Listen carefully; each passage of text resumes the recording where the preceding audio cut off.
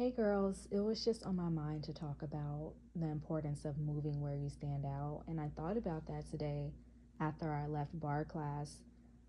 I'm usually the only black girl in my class, and for those who don't know, bar is spelled Barre, and it's a mix of Pilates, strength training, and yoga and ballet. And the area that I live in is majority white. I also live in an upper middle class neighborhood. Like, literally, I live right next to a golf course and I have Trader Joe's, and I really like my neighborhood.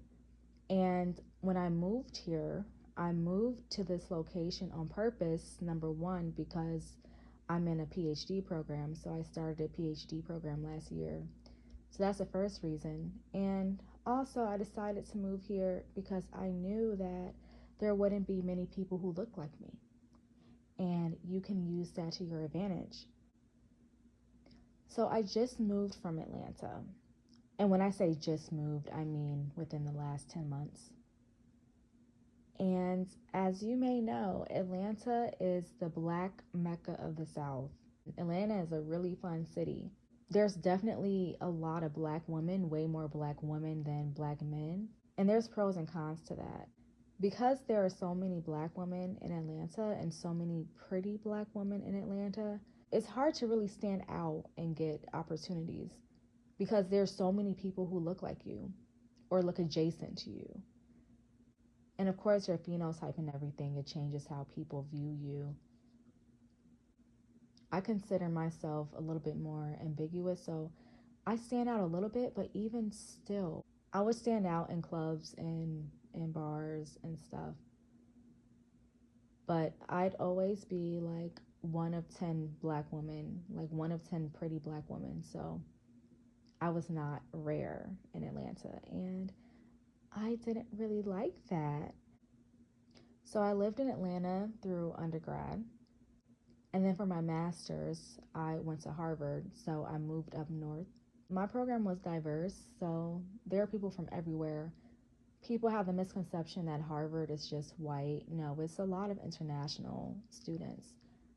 But there aren't that many black women. So it was really easy for me to stand out. And I became the girl who threw all the parties. I threw a Halloween party, it was packed.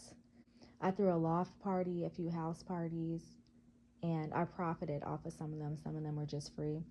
But I quite easily became a girl that people knew, and I got popular really quickly. And it's not just because I'm black, but it definitely helped me to stand out. My clique was diverse. Like, I would laugh and tease my friends and say we look like Bratz dolls. We look like a diverse magazine cover because you had pretty much one of every race in my friend group of like seven, 6 or 7, all girls. So that was funny. But I would say, I don't want to say I was the leader of the group, but I definitely was the one who curated my clique. And I don't even want to say clique. Okay, my friend group, because I'm not cliquey. I have my favorite people, but I always make sure to branch out. So I would talk to other people, but those were my main girls.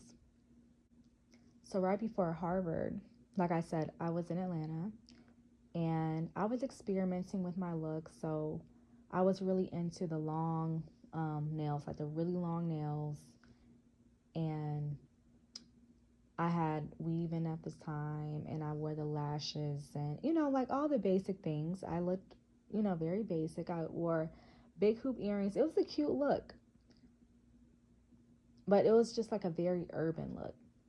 And when I got accepted into Harvard, I knew that I would have to change my style a little bit because the thing is, you want to move where you stand out, but where you fit in at the same time. You don't want to stand out too much where it looks like you don't belong there. And I knew that. So what I did, I stopped wearing super long nails. Ever since then, that was 3 years ago. Ever since then, I haven't worn fake nails. I wear my own natural nails really short. And also, I found that it's easier to do stuff, so I don't miss it. I kept my weave. I had clip ins, which ended up tearing my hair out. That's another story. And my style, I just changed it from urban to clean.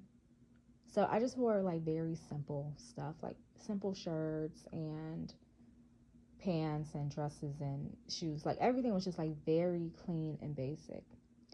But I stood out because of my background. You don't see many black girls from Atlanta who go to Harvard, especially cool black girls who go to Harvard.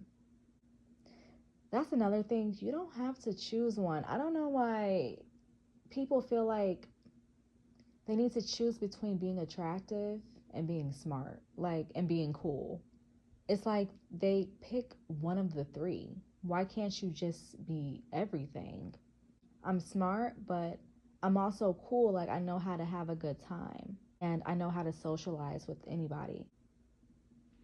So at Harvard, I instantly became way more visible than I was in Atlanta. Let me just tell you that. I was a popular girl and I was getting all of these opportunities, and I really enjoyed myself there. And now in my PhD program, I'm not in Boston anymore, but in my PhD program, like I said, my area is very white. It's more white than Harvard. Like I said, Harvard is diverse.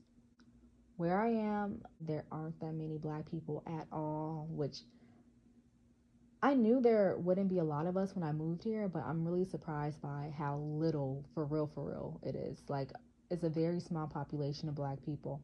But I knew that I would stand out because, like I said, my background and everything. I changed my style a little bit again. So the only thing that I changed really is that I don't wear clip-ins anymore. I wear my own hair. And actually, that took me out of the like typical Atlanta girl category, which I'm not mad at. And my hair grew so much after I stopped wearing like the wigs and weaves and stuff. So I'm happy that I stopped doing that. So I wear my own hair. I wear my hair curly and straight. I alternate. But because I went to Harvard and I'm black, I'm a black woman, and I'm not intimidating. That's another thing that really helps me out is that I don't have an aggressive personality and I don't look aggressive. I'm 5 feet tall, 105 pounds. So, in response to my image, I get a lot of positive attention. A lot of professors and people in the neighborhood and classmates and they really are invested in my study and they're really invested in my success, or they appear to be, but they're really quick to want to connect me with somebody else, which I appreciate. So my background helps, but also what I chose to study is very niche as well. I've never heard it before, not for real. And it's the same thing with everybody else here. So when they hear my business idea and when they hear what I'm studying, they're like, oh, snap, that's really cool. So I like that. And even when I chose the industry I wanted to be in, even then, I knew that I would be one of few. In the industry I'm going into, same thing. There aren't hardly any people of color. And it's majority men. It's majority men in high positions. There aren't that many black women or people of color. So I know that will give me an advantage. People love novelty. So when you're a breath of fresh air, it makes people excited and it makes people want to help you and support you, or at the bare minimum, just watch you. And at the bare minimum, even if they don't support you or anything, even if they don't become like your friend or something, at the bare minimum, they're going to remember you. If they see you out in public somewhere, they're more likely to recognize you than you are to recognize them. So you kind of become like a mini celebrity in a way. Also, when you stand out, for some reason, at least in my experience, I gain greater mental clarity. Because I'm one of one, my being unique is celebrated. I'm expected to be a leader in something. Like, it's kind of expected. They kind of look at you like, okay, what are you going to contribute? Because we know that you're going to contribute something new. Versus when I didn't stand out, I just kind of blended in the background. I like being treated like a princess. I'm not ashamed to say that. I love the princess treatment. I love when people are nice to me and they treat me special. I love that. So when you move or you stand out, you're more likely to get those things. And of course, there are some cons to standing out too much or just like being one of one. There's cons too. Socially, it's definitely less live than Atlanta. And also, I'm not too mad about it not being like super lit here because I've had way more time to level up. There's hardly ever anything to do on the weekends here. So you will catch me at the gym or bar class or studying or working on a business or writing a book, something, decorating my apartment. It's been so much easier to level up here. Like I dropped a lot of weight since being here because I've been working at it. I've had the time to really think about myself, and it's quiet and serene. So I love that. I love the peaceful environment that I live in now. I realized that living in the city, it gives me anxiety. I don't know, like all of the people who live there and the loud noises and the sirens and all of that and the trash on the ground. It's just really overstimulating to me. So I'm definitely more of a suburban girl. But I still like the idea of having access to a bigger city that's like a 20-minute or 30-minute or 40-minute drive. So there's ways that you can stand out living in the city too. There's certain things that you can do. I'll make a video one day about my DJing experience. So I decided to learn how to DJ because I love music. This is a few years ago. I don't really do it anymore. I love music. And of course, DJing is a male dominated field. And I knew that. So I knew as a woman, people would be more interested in my services because they want to look cool. Like, they rarely see, especially girly girls who DJ. It was easy to get attention that way. What type of person are you? Do you like to fit in or do you like to stand out? Have you ever moved somewhere where you were the quote unquote token? Like, share, comment, subscribe, and I'll talk to you next time.